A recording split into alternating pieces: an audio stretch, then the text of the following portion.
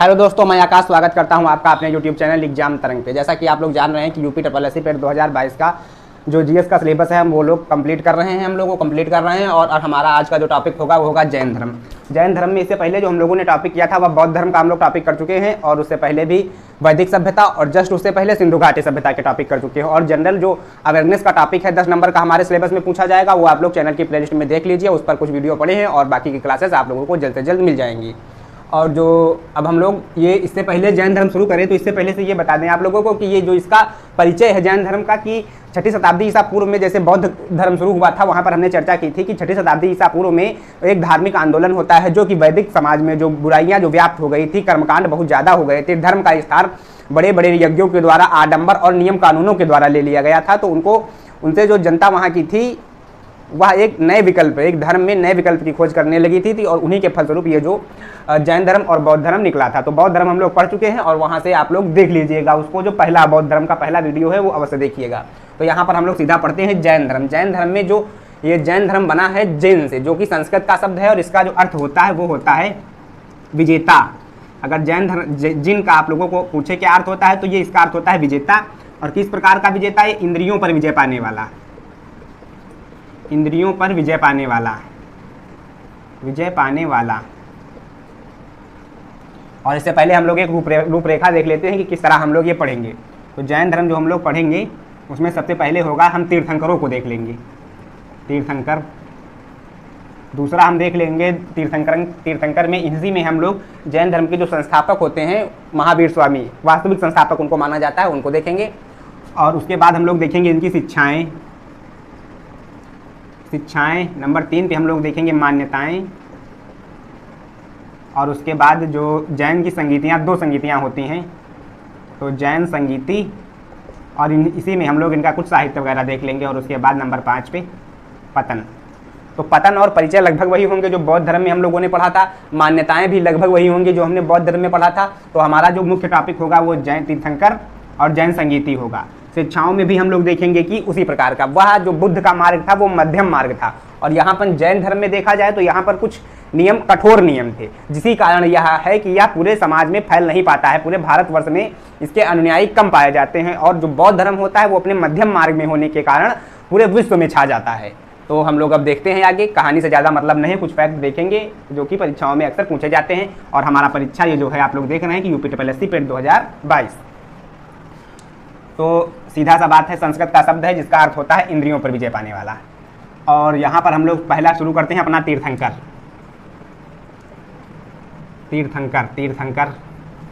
तीर्थंकर में देखेंगे पहले हम लोग कि 1 से 22 तक के जो कुल 24 तीर्थंकर बताए गए हैं, 24 तीर्थंकर। ये आप लोग याद रखिएगा, कितने तीर्थंकरों की चर्चा हुई है? तो 24 तीर्थंकरों की चर्चा हुई है। 1 से 22 तक के जो तीर्थंकर थे वो अनैतिहासिक थे, अनैतिहासिक थे, यानी कि इनके बारे में हमको ज़्यादा जानकारी नहीं मिलती है। और दूसरा थे ऐतिहासिक तीर्थंकर, यानी कि 23 और 24 नंबर के बच्चे, 23 और 24 नंबर के जो तीर्थंकर थे वो ऐतिहासिक तीर्थंकर हैं, ऐतिहासिक तीर्थंकर हैं। और इन ऐतिहासिक तीर्थंकरों में से 23 नंबर पर जो थे वो थे पार्श्वनाथ। और जो 24 पे थे वे महावीर स्वामी। और इन्हीं महावीर स्वामी को जैन धर्म का वास्तविक संस्थापक कहा जाता है, जैन धर्म का वास्तविक संस्थापक।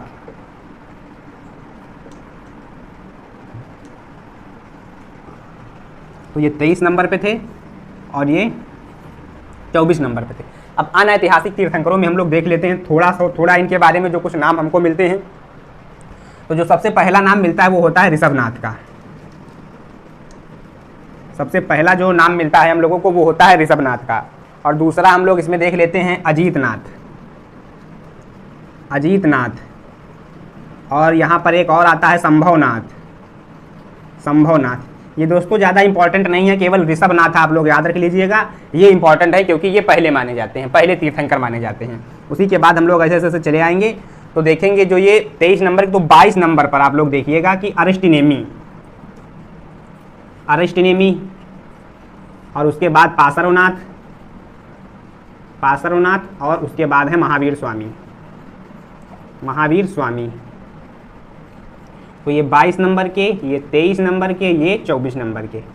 अब वैसे हम लोग ऋषभनाथ और अरिष्टनेमी को इसलिए देख रहे हैं क्योंकि इनकी चर्चा जो हुई थी वह ऋग्वेद में हुई थी। ऋग्वेद में ऋषभनाथ, अगर प्रश्न यहीं से पूछे कि ऋग्वेद में चर्चा किनकी हुई, तो ऋषभनाथ और अरिष्टनेमी को। जितने भी इसमें हैं, जैसे ऋषभनाथ हो गया, अरिष्टनेमी हो गया, पार्श्वनाथ हो गया, महावीर स्वामी हो गया, तो इन्हीं से आप लोगों के प्रश्न बनेंगे।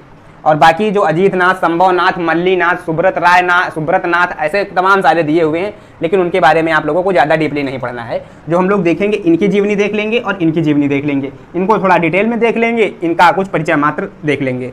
तो अब यहाँ पर देखते हैं हम लोग, ऋषभनाथ था तो ऋषभनाथ का प्रतीक चिन्ह यहीं पर देख लेते हैं। तो ये था बैल, जैसे वहाँ हम लोगों ने नहीं पढ़ा था प्रतीक, तो ये बैल। अब आप लोग यहीं पर अगर पूछ ले वृषभ और सांड, तो इतनी चीज़ें आप लोग अंदाज़ा लगा सकते हैं कि ये बैल है, वृषभ है, सांड है, ये ऋषभनाथ जी के प्रतीक चिन्ह हैं। प्रतीक चिन्ह जैसे हम लोगों ने देखा था कि जैसे सिद्धार्थ का जन्म हुआ था, सिद्धार्थ का यौवन था, सिद्धार्थ जब गर्भ में थे तब कौन सा प्रतीक चिन्ह था, तो सेम उसी प्रकार का यहाँ पर भी है। उन्होंने जब ग्रह त्याग किया था तब कौन सा प्रतीक चिन्ह था। तो ये प्रतीक चिन्ह कभी कभार आ जाते हैं परीक्षाओं में, तो आप लोग इनको देखिएगा और वो जो अभी बता रहे हैं हम लोग उनको याद करिएगा। तो बैल आए या वृषभ आए या सांड आए, वो किसका चिन्ह है, प्रतीक चिन्ह है, तो वो है ऋषभनाथ का। और अजीतनाथ का हम लोग देखें तो हाथी, हाथी हो जाता है, या फिर पूछे तो गज हो जाता है।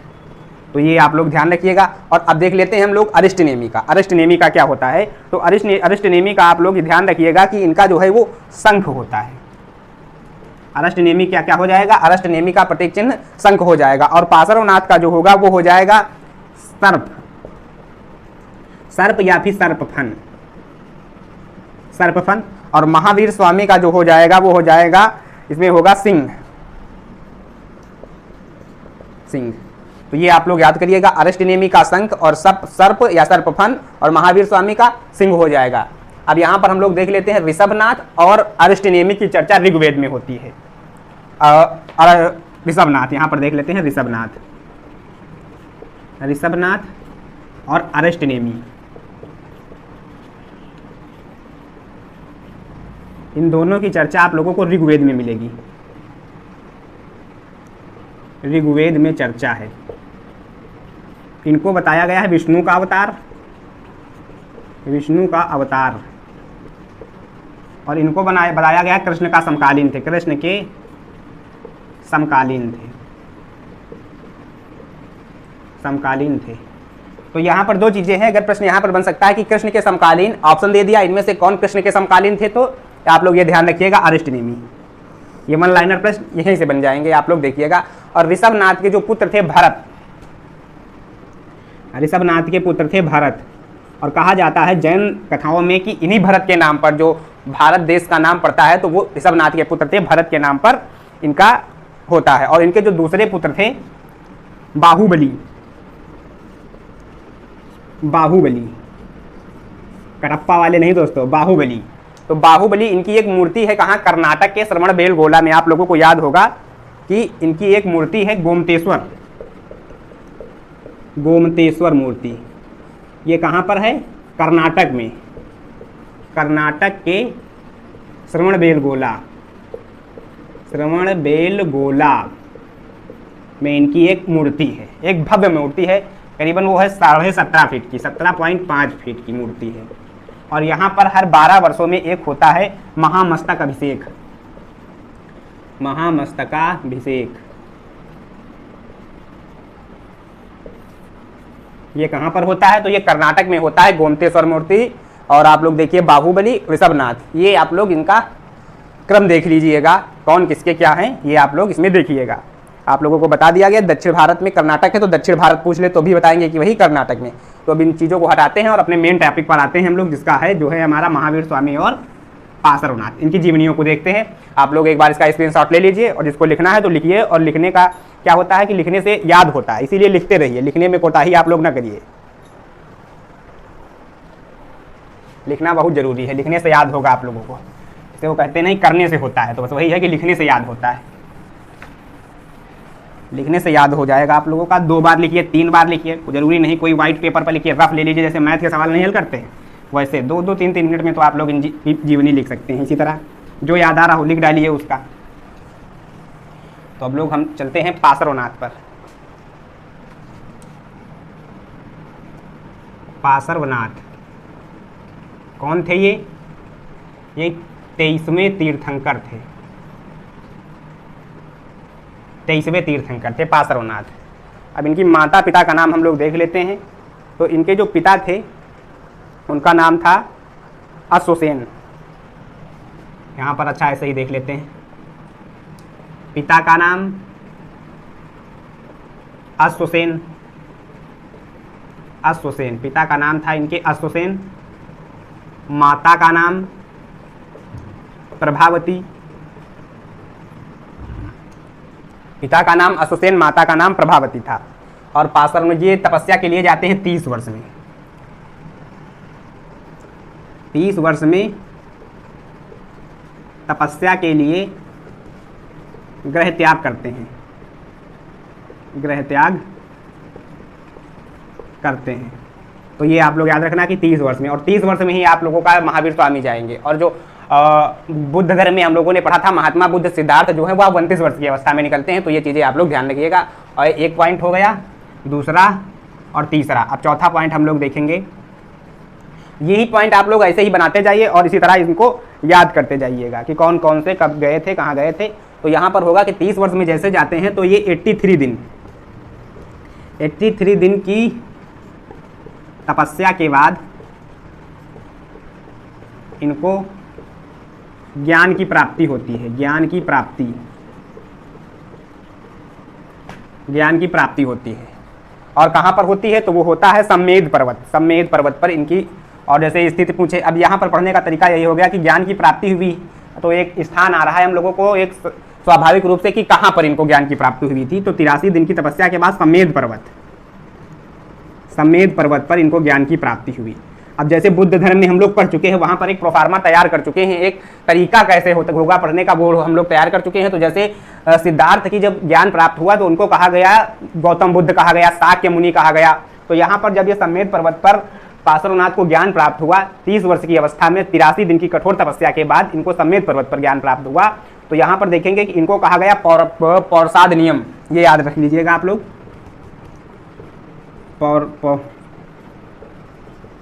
तो बोल के देखिए उच्चारण करके, पौरसाद नियम। और आगे बढ़ते हैं हम लोग। आगे जब देख लेते हैं इसमें कि ये जो इनके अनुयायी होते थे वो काले कपड़े पहनते थे। सब में पार्श्वनाथ के जो अनुयायी होते हैं ये काले कपड़े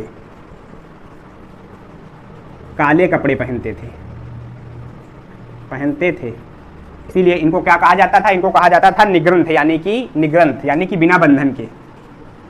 इनको निग्रंथ कहा जाता था, इसका अर्थ होता था बिना बंधन के। तो अभी आगे चलकर हम जब पढ़ेंगे महावीर स्वामी के जो भक्त होते हैं, जो उनके अनुयायी होते हैं, वो श्वेतांबर और दिगंबर भागों में बढ़ जाते हैं, जिनमें से कुछ कपड़े पहनते हैं, कुछ कपड़े नहीं पहनते हैं। तो आप लोग जैसे यहाँ प्रश्न बन जाए काले कपड़े पहनते थे, तो किसके अनुयायी काले कपड़े पहनते थे? तो पार्श्वनाथ के जो अनुयायी होते थे वो काले कपड़े पहनते थे। तो बस इनकी यहीं पर हम इसको समाप्त करते हैं। पार्श्वनाथ 23वें तीर्थंकर थे और इनका जो 23वें पिता का नाम था अश्वसेन था, माता का नाम प्रभावती था। 30 वर्ष में तपस्या के लिए गृह त्याग करते हैं और 83 दिन की कठोर तपस्या के बाद सम्मेद पर्वत पर इनको ज्ञान की प्राप्ति होती है। और जब ज्ञान की प्राप्ति होती है तो इनको पौरसाद नियम कहा जाता है। और इनके जो अनुयायी होते हैं काले कपड़े पहनते थे। ये नहीं कपड़े पहनते थे, कौन? इनके अनुयायी पहनते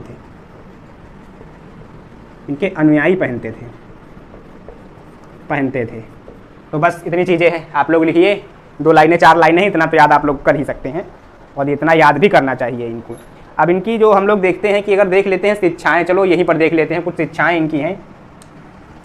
तो जैसे चतुर्याम शिक्षा, इसमें याद करने वाली कोई बात नहीं, हम लोग इसको याद कर चुके हैं। अगर आप बौद्ध धर्म में शिक्षाएं बताई गई थी उनको अगर कायदे से पढ़ा है तो आप लोगों को मालूम होगा। सेम वही शिक्षाएं हैं, सत्य, अहिंसा, अस्तेय और अपरिग्रह। सदा सत्य बोलो, जीवों पर दया करो किसी भी हाल में। अब यहाँ पर अति हो गई थी कि किसी भी हाल में अहिंसा न करो। चलते वक्त भी आप ध्यान रखो कि आपसे कोई, या काम करते वक्त ध्यान रखो कि कहीं छोटे जीव की भी हत्या ना हो पाए। तो ये अति हो गई थी। अस्तेय सीधी सी बात है कि चोरी ना करो, और अपरिग्रह का है कि जरूरत से ज़्यादा संचय ना करो। अब यहीं पर ये 4 चतुर्याम शिक्षाएं हो जाएंगी। और यहीं पर अब आगे आप लोग देखेंगे कि जैसे ही महावीर स्वामी आते हैं तो उसमें ये एक ऐड करते हैं, ब्रह्मचर्य। ब्रह्मचर्य कौन ऐड करेगा इसमें? महावीर स्वामी। और ये हम लोगों ने बौद्ध धर्म में पहले से ही पढ़ा था, इसीलिए काफ़ी विद्वान शुरुआत में ये मानते रहते थे कि ये जो है जैन धर्म कोई अलग धर्म नहीं था, यह बौद्ध धर्म की ही एक शाखा के रूप में आया होगा। लेकिन जैसे जैसे बाद में स्टडी होती गई, इनके जो अभिलेख मिले या फिर जो साहित्य मिलता गया उस समय का, तो उसमें ये चीज़ें आती गई, तो उससे पता लगा कि नहीं, ये एक अलग धर्म था, उसी समय में चल रहा था। और वैसे कुछ लोग इसको मानते हैं जैन धर्म में कि ये हड़प्पा घाटी यानी कि जो हम लोग सिंधु सभ्यता पढ़ रहे थे उसके समकालीन था, क्योंकि जैसे पार्श्वनाथ या महावीर स्वामी ये 6ठी शताब्दी ईसा पूर्व में आए, लेकिन जो हमने अभी देखा था ऋषभनाथ जो इसके पहले संस्थापक माने जाते हैं, तो इसीलिए कहा जाता है कि वो काफ़ी पुराने रहे होंगे कि उनके बाद 24 नंबर पर ये आते हैं, तमाम तीर्थंकर हुए हैं। तो ये माना जाता है कि ये धर्म सिंधु घाटी सभ्यता के समय था। ये एक चीज़ अपने माइंड में याद रखिएगा, शायद कहीं पर काम आए। तो चतुर्याम शिक्षा हो गई, और उसके बाद इनकी कुछ मान्यताएं देख लेते हैं। तो मान्यता वही चीज़ें हैं जो हमने वहाँ पर पढ़ी थी, वैदिक कर्मकांड के विरोधी होंगे, और ये तुम्हारा जाति प्रथा के विरोधी होंगे, देववाद का इनमें सिद्धांत नहीं होगा, देवताओं को नहीं मानते होंगे। तो ये अभी हम देखेंगे जब महावीर स्वामी को भी पढ़ लेंगे। तो हम लोग देखते हैं महावीर स्वामी को पहले। बाकी सारा कॉन्सेप्ट वही रहेगा, जो वो चीज़ बताएंगे वो यही चीज़ बताएंगे, लेकिन ये अपनी चीज़ों में अति कर देंगे। अति का मतलब बहुत ज़्यादा बल देंगे, कि अहिंसा पर बहुत ज़्यादा बल दे देंगे। तो ये चीज़ें, और गौतम बुद्ध का जो मार्ग था वो मध्यम मार्ग था, इसीलिए वहाँ पर उनका धर्म पूरे विश्व में फैला। कोई भी इसीलिए कहा जाता है अति किसी चीज़ की होगी तो वह अच्छी नहीं होगी। और यहाँ पर कुछ शासकों को भी बहुत अभाव रहता है जो संरक्षण प्राप्त करते हैं, संरक्षण देते हैं। तो महावीर स्वामी का देखा जाए, इनको थोड़ा हम लोग डिटेल में कर लेंगे। महावीर स्वामी 24वें व अंतिम तीर्थंकर।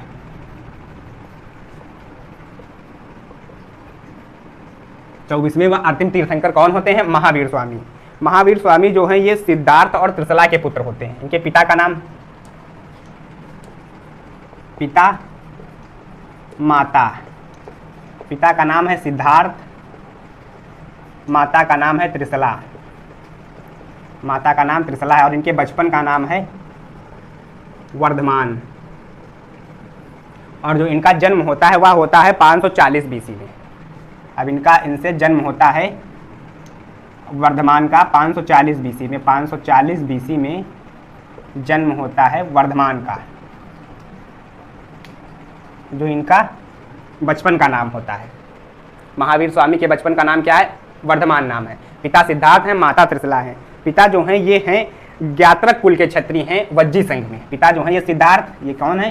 क्षत्रिय हैं, क्षत्रिय ज्ञात्रक कुल के, ज्ञात्रक कुल के क्षत्रिय हैं। तो जैसा कि आप लोगों को हमने बताया था कि जो महाबौद्ध भी थे वो भी क्षत्रिय थे, और जो जैन धर्म के महावीर स्वामी होंगे ये भी क्षत्रिय थे।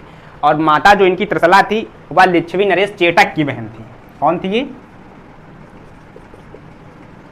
लिच्छवी नरेश चेटक की बहन थी, चेटक की बहन। इसीलिए इनका संबंध, महावीर का संबंध लिच्छवियों से भी लिया जाता है। आप लोगों को इस तरह के प्रश्न देखने को मिलेंगे कि लिच्छवी इनका संबंध किससे है, तो महावीर स्वामी लगाएंगे, ना कि आप लोग लगाएंगे गौतम बुद्ध को। तो ये 3-4 चीज़ें आप लोग ध्यान रखिएगा। और इनका जन्म होता है कहाँ पर? तो वैशाली, वैशाली के कुंड ग्राम में, वैशाली के कुंड ग्राम में इनका जन्म होता है सिद्धार्थ का। और अब आगे देख लेते हैं हम लोग इसके कि इनका जो विवाह होता है महावीर स्वामी का, यानी कि वर्धमान का जो विवाह होता है वह होता है यशोदा के साथ। और इनसे जो पुत्री होती है उसको नाम है प्रियदर्शिनी, प्रियदर्शिनी या अगोज्या कहा जाता है, उसको अगोज्या कहा जाता है। और जो इसका विवाह होता है वह होता है जमाली के साथ, जमाली के साथ। अब ये इनका दामाद होता है। दामाद होने के साथ साथ जमाली इनका प्रथम शिष्य होता है, प्रथम शिष्य होता है। और इसने बहुतरवाद का सिद्धांत दिया था, बहुतरवाद का सिद्धांत। और यही जमाली जो ही होता है पहली बार इनका विरोध करता है, महावीर का विरोध करता है। फर्स्ट बार ये विरोध करता है, और दूसरी बार जो है वो तीरथ गुप्त होता है, वह विरोध करता है। तो दोनों चीज़ें आप लोग ध्यान रखिएगा। अब इनके पर्सनल मैटर से हटकर हम लोग आगे आते हैं, जब ये तपस्या करने के लिए निकलते हैं। वर्धमान ये भी कब जाते हैं? 30 वर्ष की अवस्था में बड़े भाई नंदीवर्मन से आज्ञा लेकर ये तपस्या के लिए निकलते हैं। और वो तपस्या के लिए निकलते हैं तो ये इनको नालंदा में अब पूछेगा, नालंदा में मोखल्य पुत्र गोसाल इनके साथ तपस्या करते हैं 6 वर्ष तक। 6 वर्ष तक इनके साथ तपस्या करते हैं नालंदा में। किसके साथ? मोखल्य पुत्र गोसाल के साथ ये तपस्या करते हैं। और उसके बाद जो होता है कि इनको फिर आगे जाते हैं और 12 वर्ष तक तपस्या करते हैं। 6 साल इनके साथ की और फिर उसके बाद 12 वर्ष तक कठिन तपस्या के बाद ऋजुपालिका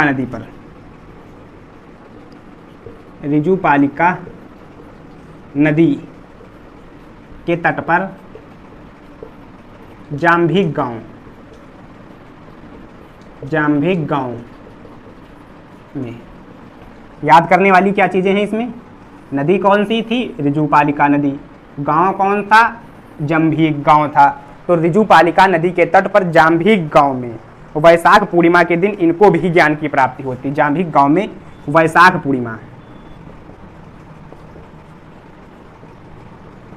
पूर्णिमा के दिन जो है इनको ज्ञान की प्राप्ति होती। कौन सा था पेड़? बरगद कहे या साल कहे, साल वृक्ष के नीचे। तो बरगद या साल वृक्ष के नीचे इनको ज्ञान की प्राप्ति होती है। दिन कौन सा होता है? तो वैशाख पूर्णिमा। यही चीज़ें आप लोगों को याद रखनी है। ये 100% ऋजुपालिका, जाम्भिक गांव, बरगद या साल वृक्ष के नीचे वैशाख पूर्णिमा के दिन इनको ज्ञान की प्राप्ति होती है।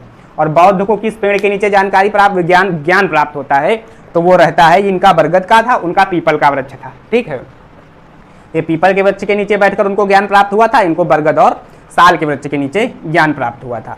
तो इतनी चीज़ें आप लोग नोट करिए, फिर हम लोग आगे बढ़ते हैं। और जब जिनको ज्ञान प्राप्त हुआ तो यहीं पर देख लेते हैं कि जहाँ पर इनको ज्ञान प्राप्त हुआ तब ये क्या कहलाए। तो यहाँ पर वैशाख पूर्णिमा के दिन जब ज्ञान की प्राप्ति हुई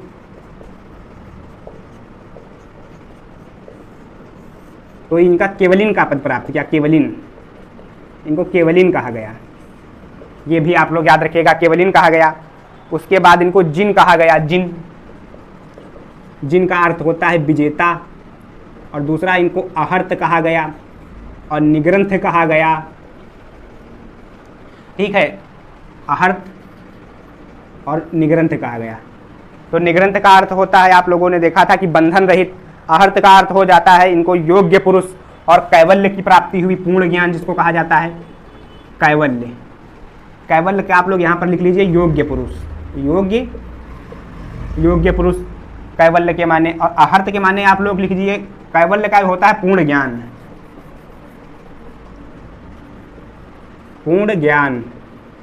और जो अहर्त का होता है वो योग्य पुरुष। और निग्रंथ का होगा बंधन रहित, बिना बंधन के, बंधन रहित। तो ये चीज़ें आप लोग याद रख लीजिएगा। केवलिन, जिन मतलब विजेता, पहले ही बताया था हमने। अहर्त पुरुष कहा गया इनको। अब जब इनको ज्ञान की प्राप्ति हो गई तो देख लेते हैं कि इन्होंने अपना पहला उपदेश किसको दिया और दूसरा उपदेश। पहला उपदेश जो था ये इन्होंने दिया था जमाली को। जमाली को पहला उपदेश दिया। कहाँ पर दिया था? विपुलाचल पर्वत पर। विपुलाचल पर्वत पर, बराकर नदी के तट पर।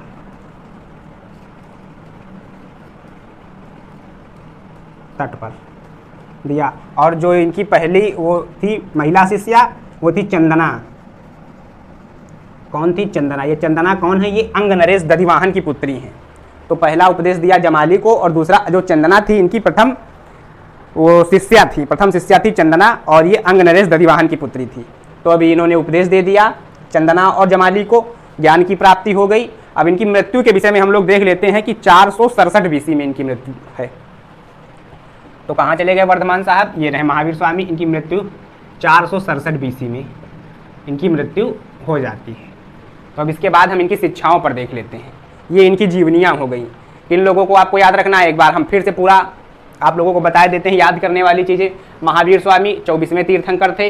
पिता का नाम सिद्धार्थ था, माता का नाम त्रिशला था, जो कि लिच्छवी नरेश चेटक की बहन थी। इनका जन्म 540 BC में वैशाली के कुंड ग्राम में होता है। बचपन का नाम होता है वर्धमान, और वर्धमान का जो विवाह होता है वह यशोदा के साथ होता है, और उनसे एक पुत्री होती है जिसको कहा जाता है प्रियदर्शिनी या अगोज्या। उनका विवाह होता है जमाली के साथ, और जमाली जो होते हैं इनके प्रथम शिष्य होते हैं, और प्रथम बार इनका विरोध भी करते हैं, और दूसरी बार अगर पूछे विरोध कौन कर रहा है तो तीरथ गुप्त हो जाएंगे। तो प्रथम बार इनका अवबहुतर देव का सिद्धांत यही देते हैं। और यहाँ से आगे देखें कि वर्धमान जब है 30 वर्ष की अवस्था में अपने बड़े भाई नंदी वर्मन से आज्ञा लेकर निकलते हैं तपस्या के लिए, और 6 साल उन्होंने मौखल्य पुत्र गोसाल, ये आगे अभी जब हम जैन संगीत पढ़ेंगे तब इसमें इसको देखेंगे कि नालंदा में 6 साल मौखल्य पुत्र गोसाल के साथ तपस्या करते हैं। उसके बाद 12 वर्ष इन्होंने तपस्या की थी आगे चलकर, और फिर वैशाख पूर्णिमा के दिन जो है जाम्बरी गांव में बरगद या साल वृक्ष के नीचे इनको ज्ञान की प्राप्ति होती है। और नदी कौन सी होती है? ऋजुपालिका नदी, ये आप लोगों को याद करना है। और वहीं से ये कहलाए कि इनको केवलिन कहा गया, कैवल्य यानी कि पूर्ण ज्ञान ये बताए, जिन विजेता कहलाएं, अहर्त कहलाएं, योग्य पुरुष, निघ्रंथ कहलाएं यानी कि बंधन रहित कहलाएं। तो ये इनकी उपाधियां ही आप लोग एकदम से देखिएगा, याद करिएगा। और उसके बाद जब ज्ञान प्राप्त होता है तो उसके बाद ये अपना पहला उपदेश, जैसे हम लोग देखते हैं कि गौतम बुद्ध ने पहला उपदेश सारनाथ में अपने 5 दोस्तों को दिया था, तो यहाँ पर इन्होंने अपने पुत्र या शिष्य जो दामाद था इनका, जो इनका प्रथम शिष्य था जमाली को देते हैं। विपुलाचल पर्वत पर नदी कौन सी थी? बाराकर नदी थी। और दूसरा जो इनकी शिष्या थी, पहली शिष्या वो चंदना थी, जो कि अंग नरेश दधिवाहन की पुत्री थी। हम लोगों ने महाजनपद काल नहीं पढ़ा है क्योंकि वह हमारे सिलेबस में नहीं दिया हुआ है, वरना आप लोगों को हम मैम में बता दें कि ये अंग वगैरह ये कहाँ पर है। ये 16 महाजनपदों में एक जनपद अंग भी है। तो वहाँ के नरेश जो थे दधिवाहन, उनकी पुत्री चंदना को उपदेश देते हैं। तो ये इनकी जीवनी समाप्त होती है और यहीं से अक्सर प्रश्न पूछे जाते हैं। अब हम लोग कुछ इनकी मान्यताएं, वही बौद्ध धर्म वाली मान्यताएं होंगी, और इसमें ये बहुत ज़्यादा अति कर देते हैं। और यहाँ पर अब शिक्षाएं, जैन संगीत वगैरह और शिक्षाएं देख लेंगे। तो इसको रफ करते हैं, आप लोग स्क्रीनशॉट लेना हो तो इसका ले सकते हैं।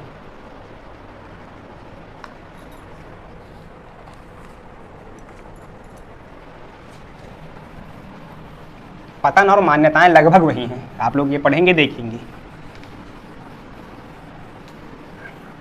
बहुत ज़्यादा डिटेल में हम इस नहीं करा रहे हैं इनको, इन चीज़ों को, लेकिन इतना है कि आपका ये इनसे प्रश्न बाहर नहीं जाएगा, यही अक्सर पूछे जाते रहते हैं। अब हम लोग देख लेते हैं कि जैन धर्म की शिक्षाएं, मान्यताएं लिखा देते हैं। चलिए आप लोग को इससे पहले देख लेते हैं मान्यताएं। मान्यताएं यहाँ थे कि ये ईश्वर को नहीं मानते थे, या फिर ईश्वर को जिन के नीचे मानते थे, जिन के नीचे मानते थे, यानी कि सर्वोच्च सत्ता के रूप में ईश्वर को स्वीकार नहीं करते थे। ये आप लोगों का मुख्य पॉइंट होगा। और दूसरा, देववाद के विरुद्ध थे, देववाद के विरुद्ध थे। जाति प्रथा के विरुद्ध थे। कर्मकांडों का विरोध करते थे।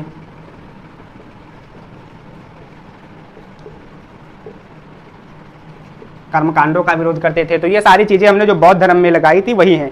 अब यहाँ पे जैसे जाति प्रथा हो गया, छुआछूत अपने आप आ गया, और का अस्पृश्यता वगैरह, अगर यही शब्द जाति प्रथा के बाद छुआछूत आ जाए तो भी आप लोग मानेंगे कि जब जाति प्रथा थी तो छुआछूत है। छुआछूत को और मॉडर्न अगर करके वो बदलना चाहेगा तो उसको अस्पृश्यता लिख देगा। तो इन चीज़ों को आप लोग अपने विवेक के अनुसार देखिएगा। कर्मकांडों का विरोध करते थे। और जैसे वहाँ पर भी था कि ये इसमें पुनर्वाद को मानते थे, तो ये भी था, इनका भी था।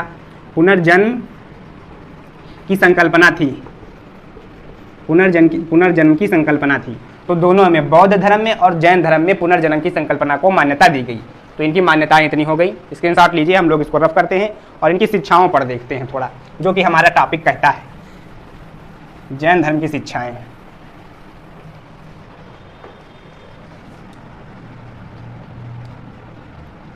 शिक्षाएं तो एक होगा इनका त्रिरत्न, त्रिरत्न आएगा। नंबर 2 आएगा पंचमहाव्रत, पंचमहाव्रत। पंचमहाव्रत और एक पंचव्रत, पंचव्रत आएगा।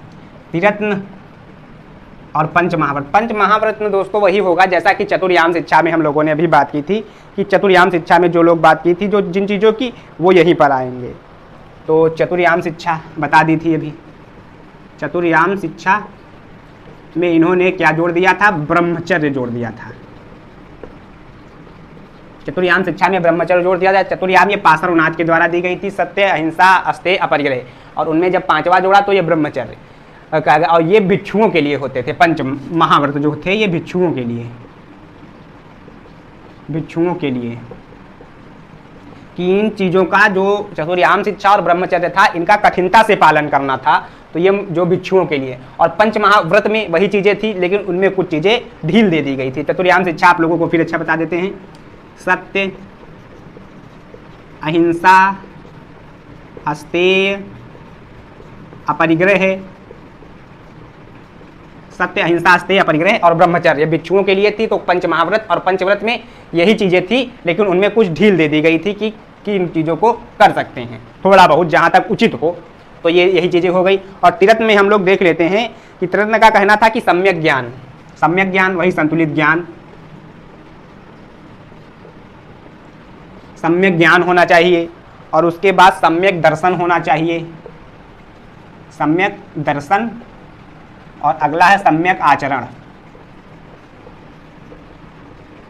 सम्यक ज्ञान आप लोग लिख लीजिएगा, सम्यक ज्ञान, सम्यक दर्शन, सम्यक आचरण। सम्यक ज्ञान में होता था कि शंका रहित ज्ञान होना चाहिए, कि कोई भी आप ज्ञान है तो उसमें शंका रहित, कोई शंका ना हो, शंका रहित। और शंका का उन्मूलन कैसे होगा? कि उसको पढ़कर देखेंगे और कुछ संशय होगा तो उसको करके देखेंगे, तो इसी प्रकार इसमें था। और फिर इसमें था कि उसको सुनकर देखेंगे, अनुमान लगा के देखेंगे, तीर्थंकरों की शिक्षाओं को देखेंगे, कोई भी कार्य होगा तो इस तरह शंका रहित ज्ञान होना चाहिए। और सम्यक दर्शन में वो क्या था कि अपना जो उनका होता था कि उपदेश जो होते थे तीर्थंकरों के, उपदेशों का पालन करो, उपदेशों का पालन करो। ये पूछा नहीं जाएगा, बस ऊपर के तीरत्न में क्या आता है? सम्यक ज्ञान, सम्यक दर्शन और सम्यक आचरण। यही आप लोगों के लिए इतना ठीक रहेगा। तो पंच महाव्रत हो गए, पंचव्रत हो गए, और तीन गुणव्रत, गुणव्रत होते थे। 3-4 नंबर पे देखेंगे, 3 गुणव्रत। 3 गुणव्रत में क्या था आप लोगों का कि कौन सा कार्य करना है। जैसे आप लोगों को हो गया कि कौन सा कार्य करना है, कौन सा कार्य करें, तो हो जाएगा कि योग्य व अनुकरणीय कार्य करें, योग्य व अनुकरणीय, अनुकरणीय कार्य करें। और अगला हो जाएगा भोग व भोजन की सीमा को, भोग व भोजन की सीमा को निश्चित करें, निश्चित करें। तो तीरत्न, पंच महाव्रत, पंचव्रत और 3 गुणव्रत हो जाएंगे। और फिर एक आ जाती है काया क्लेश, संथारा या फिर संलेखना, संलेखना विधि होती है। तो संलेखना से आप लोग बस इतना देख लीजिए कि चंद्रगुप्त मौर्य, चंद्रगुप्त मौर्य मतलब यही था इसके कि इसने खाना पीना छोड़ दिया था और अपनी आखिरी समय में खाना पीना छोड़कर ये मृत्यु को प्राप्त हो गया था। तो वो संलेखना विधि था। एक और शासक आता है यहाँ पर, इंद्र द्वितीय, इंद्र सेकेंड।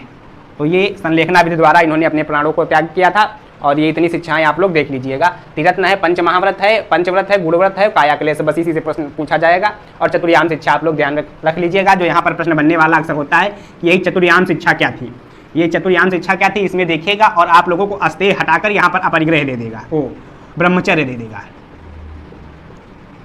ब्रह्मचर्य दे देगा और यहाँ पर अस्तेय हटा देगा। और यही आपका बढ़िया प्रश्न हो जाएगा। अगर आप लोगों ने नहीं ध्यान से पढ़ा था तो ये ब्रह्मचर्य, ये चतुर्याम शिक्षा में ये नहीं आएगा। तो इस तरह के प्रश्न बनेंगे, बहुत कम बनेंगे इसी तरह। अब आगे का हम लोग देख लेते हैं। अब इसकी 2 संगीतियाँ देख लेते हैं। 2 संगीतियाँ होती, जैसे 4 बौद्ध संगीतियाँ हम लोगों ने पढ़ी थी, तो वैसे ही हम लोग इसको देख लेते हैं कि ये संगीतियाँ कितनी थी। तो इसमें हम लोग देखेंगे कि 2 संगीतियाँ होती हैं। और उन 2 संगीतियों में जो होती है, पहली होती है स्थूलभद्र के नेतृत्व में, लिखा देते हैं चलिए, जैन संगीति।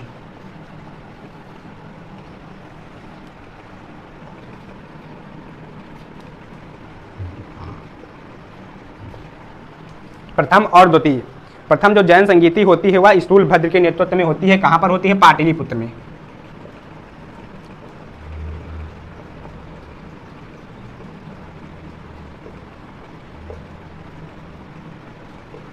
स्थूल भद्र के नेतृत्व में पाटलिपुत्र में होती है।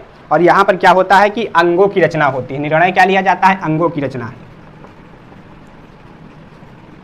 अंगों की रचना का निर्णय लिया जाता है। और कितने प्रकार के अंग होते हैं? तो ये 12 प्रकार के अंग होते हैं। और यहीं पर जो इसकी 2 शाखाएं बढ़ती हैं वो श्वेतांबर और दिगंबर में बढ़ जाती हैं। श्वेतांबर और दिगंबर में बढ़ जाती हैं। श्वेतांबर ये कपड़े पहनते हैं और ये क्या होते हैं? ये कपड़े नहीं पहनते, कपड़े नहीं पहनते हैं। तो बस कपड़े कौन नहीं पहनते हैं? दिगंबर, जो इस आकाश को ही अपना घर मानते हैं। श्वेतांबर वाले ये कपड़े पहनते हैं। तो ये 2 चीज़ें हो जाएंगी। और जो कपड़े नहीं पहनते हैं दिगंबर वाले, इनका होगा श्वेतांबर, ये जाते हैं स्थूल भद्र के नेतृत्व में, स्थूल भद्र के नेतृत्व में। और ये जाते हैं भद्रबाहु के नेतृत्व में, भद्रबाहु के नेतृत्व में। यहाँ पर कहा जाता है कि इसी समय यहाँ पर जहाँ पर ये थे वहाँ पर एक पाटलिपुत्र मगध में भीषण अकाल पड़ता है। अकाल के कारण ये जो दिगंबर लोग होते हैं ये कर्नाटक की ओर चले जाते हैं। और जब वापस लौट के आते हैं तो इन दोनों में कुछ मतभेद होता है और ये अपनी अपनी शाखाएं अलग कर लेते हैं। वहीं इसी प्रथम जैन संगीति से तो अंगों की रचना होती है। श्वेतांबर और दिगंबर 2 भागों में कब बढ़ते हैं? प्रथम जैन संगीति जो पाटलिपुत्र में होती है वहीं से। और द्वितीय जैन जो होती है वह होती है यहीं पर लिख दे 512 AD में। ये कहाँ BC की बात हो रही है और कहाँ ये बात आ जाती है AD में। इसीलिए कहा जाता है कि जो ये जैन ग्रंथ थे या धर्म ग्रंथ थे तो इनमें सत्यता की कि ये घटनाएं कब घटित हो रही हैं, तब से फिर सुनाकर ये आगे बढ़ते हैं और 512 में संकलित हुआ जाकर। तो इनमें सच्चाइयों में काफ़ी चीज़ें बदल जाती हैं। उसी कारण कुछ अनुमान या फिर आप लोग देखेंगे कि ये समकालीन था कि नहीं था, इन चीज़ों में इसी कारण होता है कि ये 512 में अगर उसी समय लिखे जाते तो फिर सारी चीज़ें एकदम सत्यता होती। तो अब देखते हैं द्वितीय 512 AD में आगे यहाँ पर निर्णय क्या लिया जाता है। तो ये होती है वल्लभी में होती है। पहले ये देख लीजिए कि 512 में वल्लभी में होती है, वल्लभी में होती है। और जो इसका निर्णय लिया जाता है वहाँ आगम की रचना का, आगम की रचना। तो बस ठीक है, कहाँ पर होती है? वल्लभी में आगम की रचना का निर्णय लिया जाता है। जैन संगीतियाँ कितनी होती हैं? 2 होती हैं। ये आप लोग याद कर लीजिएगा। तो अब इसको लिखते हैं और उसके बाद पतन देख लेते हैं और हमारा टॉपिक यहीं पर समाप्त हो जाएगा। करीब 40-50 मिनट का हुआ होगा। पतन में वही चीज़ें, एकदम वही चीज़ें जो हम लोगों ने देखी थी कि पतन अतिशय पर बल देते हैं, अतिशय पर बल। जैसे कि अहिंसा बिल्कुल ना हो, अहिंसा बिल्कुल ना हो। तो अब खेती बाड़ी कर रहे हैं या अन्य किसी चीज़ों पर कर रहे हैं, कहीं आ जा रहे हैं, जंगलों को काटा जा रहा है तो उसमें बहुत सारे जीव जंतु मरते थे। तो ये व्यापारी लोगों की बस की बात नहीं थी। ये कृषक लोग इसमें दिलचस्पी दिखाना बंद कर देते हैं कि ये अहिंसा को बहुत ज़्यादा अतिशय पर बल देते हैं कि जो उनकी शिक्षाएँ होती हैं वो बहुत कठोर होती हैं नियम। तो अतिशय पर बल दिया गया, इसी कारण ये फ्लॉप हो जाता है। और जैसे फिर जैसे वहाँ पर होते हैं कि संरक्षक की, जो संरक्षक शासकों का अभाव होता है, शासकों का अभाव होता है, संरक्षक शासकों का अभाव हो जाता है।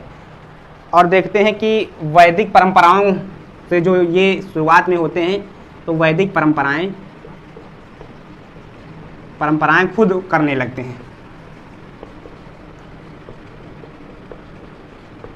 अब क्या होता है दोस्तों कि जब तक थे, अब जैसे महावीर स्वामी का 72 वर्ष की आयु में निधन हो जाता है तो उसके बाद अलग अलग इनकी शाखाएं कट जाती हैं। जो मेन होते थे महावीर स्वामी, जब तक वो तीर्थंकर थे तब तक उनकी कहा बातें चलाई गई। उसके बाद उनकी जो शिक्षाएं थी, मूल शिक्षाएं जैसे वो देकर गए तो उन मूल शिक्षाओं की व्याख्या को लेकर 2 धर जैसे श्वेतांबर दिगंबर में बढ़ गए। इसी तरह ये बढ़ते चले जाते थे और फिर वो लोग अपनी अपनी मन की करने लगते थे, जो वहीं पर ये पतन की शुरुआत, जैसी वैदिक परंपराओं के खंडन से वो धर्म शुरू हुआ था, लेकिन आगे चलकर वो इसी में मिल जाता है। जैसे कि बौद्ध धर्म में हमने देखा था, तो यहाँ पर ज़्यादा उन चीज़ों की चर्चा नहीं करेंगे, तो यही पतन में हो जाए। अब हम कुछ लोग देख लेते हैं, हम कुछ स्टैटिक जीके से संबंधित कुछ चीज़ें, जैसे कि जैन धर्म से संबंधित कौन कौन से शासक थे। तो इसका हो जाएगा हमारा खारवेल, अजातशत्रु, खारवेल हो गया, अजातशत्रु हो गया, चंद्रगुप्त मौर्य हो गया, संप्रीति हो गया। ये आपके थे जैन धर्म से संबंधित थे। और अब हम लोग बौद्ध धर्म का देख लेते हैं। बौद्ध धर्म तो जैसे अशोक हो गया, कनिष्क है, हर्ष है, बिंबसार है, उदयन है। तो ये कौन हो गए? ये बौद्ध धर्म से संबंधित हो गए। संरक्षक शासक थे, ये संरक्षक शासक थे। तो अब हम लोग देख लेते हैं कि जो अभी हम लोगों ने देखा था कि आगम क्या है। ये एक बार प्रश्न बना था, आगम, आगम क्या है? तो आगम को कहा जाता है जैन साहित्य, या फिर कहें जैन साहित्य को ही आगम कहा जाता है। ये एक बार प्रश्न पूछा गया था। और देखते हैं कि जो था यहाँ पर एक आता है कि दक्षिण भारत में श्वेतांबर हम लोगों ने देखा था। श्वेतांबर और दिगंबर दो भागों में बट जाता है। प्रथम बौद्ध जैन संगीति में, तो यहीं से देखा जाएगा जो दिगंबर होते थे भद्रबाहु के नेतृत्व में, वो चले जाते हैं कर्नाटक की तरफ, दक्षिण भारत में। और तो दक्षिण भारत में जो श्वेतांबर होता है, इसका प्रसार, श्वेतांबर का प्रसार या प्रचार करने वाला कौन था? तो वो था सुहस्तिन। ये आप लोग याद रखिएगा। दक्षिण भारत में श्वेतांबर का प्रचार प्रसार करने वाला था सुहस्तिन होता था। और महावीर के समय जो आपका जो जैन संघ होता था, उसमें जो उसका अध्यक्ष होता था वह था इंद्रभूति। जैन संघ का अध्यक्ष जैन संघ का अध्यक्ष महावीर के समय था। जैन संघ का अध्यक्ष महावीर के समय, से लिखिए आप लोग, महावीर के समय जैन संघ का अध्यक्ष था इंद्रभूति। और उसके जस्ट बाद जो अध्यक्ष बना उसका नाम था सुघर्मन,